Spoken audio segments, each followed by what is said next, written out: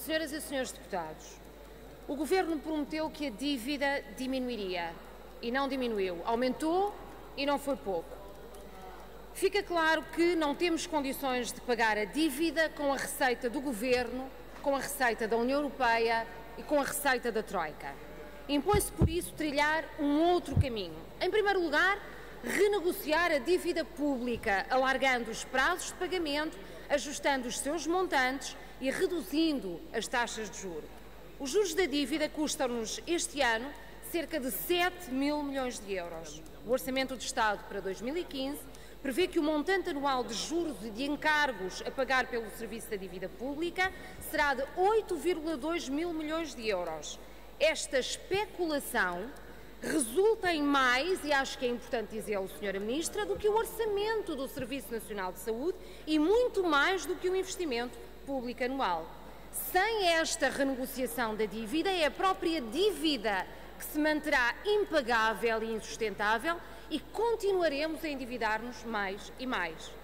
Mas que não se tenha a menor dúvida, a dívida insustentável e crescente que temos é o argumento do Governo PSD e do CDS, bem como de todos os que servem este modelo explorador em que nos encontramos, para manter as políticas de empobrecimento dos portugueses e para fragilizar o Estado. Defenderão então a política dos baixos salários e das pensões diminutas, reduzirão os apoios sociais, desinvestirão na saúde, na educação, na cultura, na produção científica, liquidarão direitos laborais, privatizarão património do Estado em nome da dívida, que não para de crescer. Mas continuarão a servir aqueles que ganham com a dívida de uma forma absolutamente insuportável.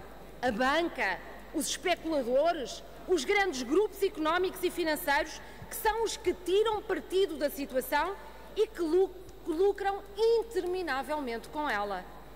Mas nesta lógica vai também o Tratado Orçamental, adorado pelo PS, pelo PSD e pelo CDS, que fixa o limite de endividamento público até aos 60%. Com a situação do país que o Governo procura a todo custo tornar definitiva, com a taxa anémica de crescimento económico que se prevê para os próximos anos, com os juros absurdos que continuamos a pagar, o Tratado Orçamental traça-nos objetivos ilusórios com metas quer de dívida, quer de déficit, que só vão servir para que os governos, pouco preocupados com o seu povo, justifiquem a continuação da austeridade.